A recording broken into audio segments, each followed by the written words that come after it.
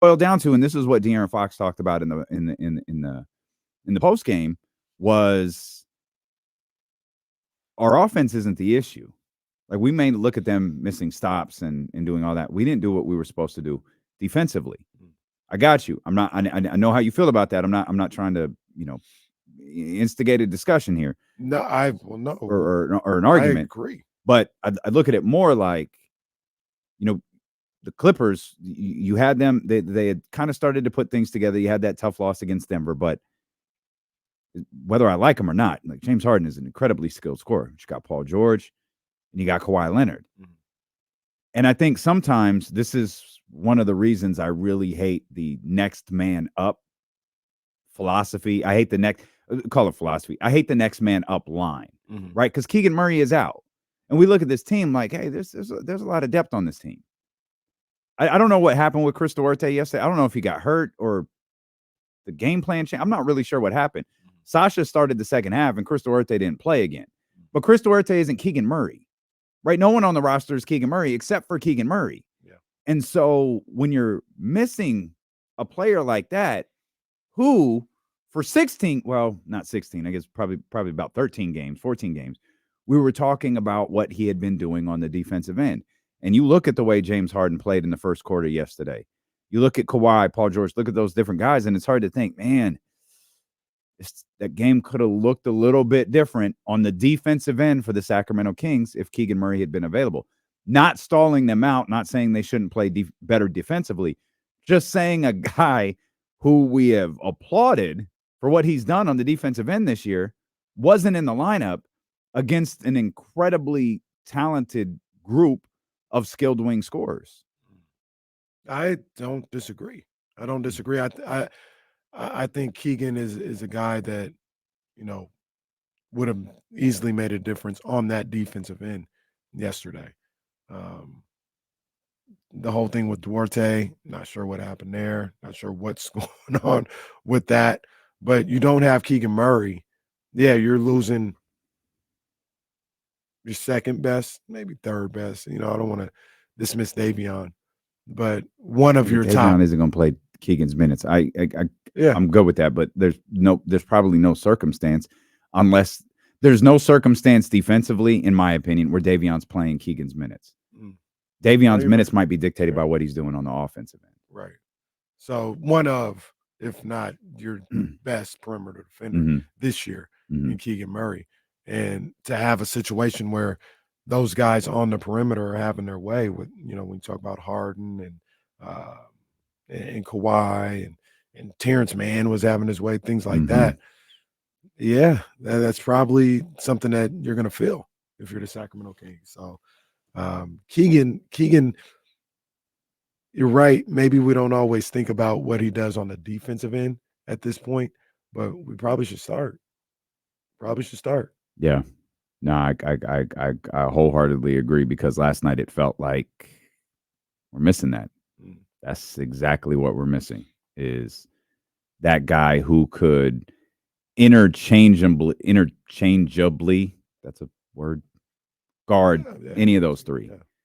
And James Harden's first quarter was incredibly frustrating. But he's capable. He's always been capable of doing that. He's going to be capable of doing that until he retires. He is that type of scorer. And, man, he got hot. And it was just kind of like, what are you going to do? Yeah. You're trying to throw different lineups out there, just trying to throw different things. And it felt like everyone was just a step off. Yeah. And whether it was emotional exhaustion, physical exhaustion, or just flat out not executing, then that's something that you've got to correct if you want to take that next step. Yeah, and one of the things that happened in this game is, they let the game get out of control. They let it get out of hand. And you see that in that second quarter. That's kind of when, I don't want to say the game was in the balance or you could have changed some things, but the second quarter got out of hand and they could never regroup from that. You look at the game, it ended up, I think, a 20-point lead or 22-point lead at the half. And it's kind of where it stayed, so it wasn't like they weren't getting stops or they weren't scoring or nothing like that. It just was like even killed the rest of the game. And a lot of that was letting the game get out of hand in that second quarter. Yeah. in my opinion. No, yeah, it wasn't fun. And you wanted some sort of follow-up, partly because and I hated this, like, Matt kept talking about it. Drapes kept talking about it. Like, they kept bringing it up. "Oh, last night really wore everyone," talking about the crowd being worn out. I don't think the crowd would have been worn out if the Kings had gone up 17-10. Right. Like, I mean, we're assuming every single human being that was at the game last night. Right. I'm not trying to criticize what Matt said. It's not the same 18,000. Yeah, like, I understood the point Matt was making, but they also didn't have any reason to cheer. Right. And, like, we've got the Kings Warriors game on in front of us. Like, the slow starts are starting to, like, accumulate a little bit. Expecting to dig out of a 24-point hole, a 20-point hole, a 15-point every night. That's a tall task. Like, there's something off at the start. Again, one of your starters is missing. Right. That could very well be it. But sometimes we see, and I think this has always been the type of player that he is. Some would call it a fault. Some would call it a talent. I feel like De'Aaron, kind of similar to LeBron James a lot. He feels the game out first. Rather than, hey, we got off to a bad start against Golden State. We ain't going to do that. Right. Because he showed last night, he's shown for 2 years. He told us, I can get a bucket when I want to. Okay. So Saturday, you've had 2 bad starts in a row. Go get a bucket. Like after the ball's tipped. Go get a bucket. Yeah. Like before fourth quarter Fox in the first. Yeah. Or attempt to be. Establish the game that way. Then get a feel for it. Then work to get you guys involved. Easier said than done from the dude who sits in a chair for 6 hours a day. But if they don't follow, do it yourself. Yeah. Sometimes that's what it calls for. And so he does do that from time to time. But, it's one of those things where I would have liked to have seen him go shot for shot with James. Yeah, I think he could have. You know what I mean? Yeah, I think he could have. Because that's a lot on his plate or whatever. And it goes past the original point that I had where it's like, I need these guys to understand and to execute in these situations. They all knew. They're all professionals. They're all been in this league for a long time. They all know the whole misnomer of emotional game on one night. You got a back-to-back. Got to be ready to go. Like I said, I'm halfway joking, but take the C4. Take the prime to get your energy up. Like, it's not okay. I'll take a B12 shot in your arm if you have to. Something to be amped up and ready to go and execute. And they just weren't. They weren't. And that was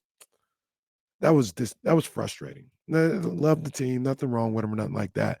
But we all saw it coming.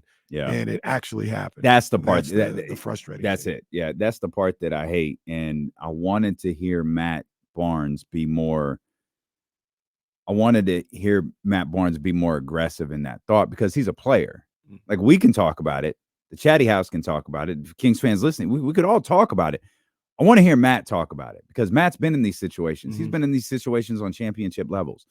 And I wanted to hear him say, you can't have these type of nights regularly. You're allowed one. You're allowed a couple through the course of a season. Your first 2 back-to-backs, you can't die in the second half. Right. You can, and this is the part that I hated the most, was exactly what you just said. I hate that they died when everyone thought they would. Coming out of that game under those circumstances, hell, man, it made me think of, you'll probably remember because you're insane with this type of stuff. They played the Clippers. Of course, the highlight package was run last year last February when that game happened. That was a Friday night. They played Sunday. You know who? OKC. It's ridiculous. I have it in front of me. It's ridiculous that you knew that off the top of your head. That was a series. And everyone's sentiment was exactly the same on Monday morning. Thank God they won Sunday because we can enjoy Friday a lot more.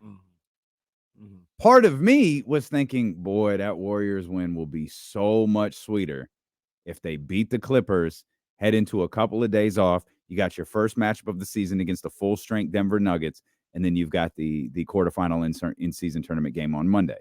Instead, it's just all wiped out, and it's like, well, you hope they can, regroup, get their legs under them. You hope Keegan Murray's back, and you're going against the champs at G1C on Monday, Saturday. Well, I mean, and I know what you mean when you say this. I'll ask the people. I mean, is it wiped out though? Like, it's not wiped out. No, it's not. It's not because of the in-season tournament. In my opinion, it's not wiped out because of the in-season tournament. It just would have been. It's like. Yeah, from a regular season standpoint, like you fought, you clawed. Okay, you got the win. Mm-hmm. Malik, they all said it. Hey, it's whatever. We got to play tomorrow. I think it's more so the way it went down that frustrates people. The actual loss. Because if they would have played a good game, I agree, and lost by 5. Yep, I agree. I don't think we'd be as frustrated right now. I agree. Mm-hmm. And that's something they've got to fix. Like, you can't just get beat up in these moments. And this is once again, it's only the second time this year. So the next 13 times that they may be locked in, and it may not be an issue. We'll look back and we'll be like, man, the majority of the time they're great on back-to-back. They have the 2 little stinkers, but other than that, they're great. So, it's still early in that respect, but so far, they're not feeling that. Think back to the Clippers game and the Nap Monday show, right? They beat Oklahoma City. What would we have done Monday if they hadn't beat Oklahoma City? I get what you're saying. We probably would have ignored Monday, but I get what you're saying. Yeah, it's like, okay, it almost would have ignored Sunday. Yeah, it's my fault. It would have been, it might have been the equivalent of if the Kings lost by 1 and made they would have lost by 1 to the Warriors. Mm-hmm. But made the in-season tournament. Mm-hmm. Like, all right, what do we do here? Yeah, that would have been the case. It just feels like everything would have dropped a little bit. And vibes were immaculate yesterday. Fonte's walking in the rain. It is just a tough look for our friends in San Francisco. He was skipping to work today with his umbrella, talking about no beam, no Drake bars, and all of that. And it's like, well, they get to rock.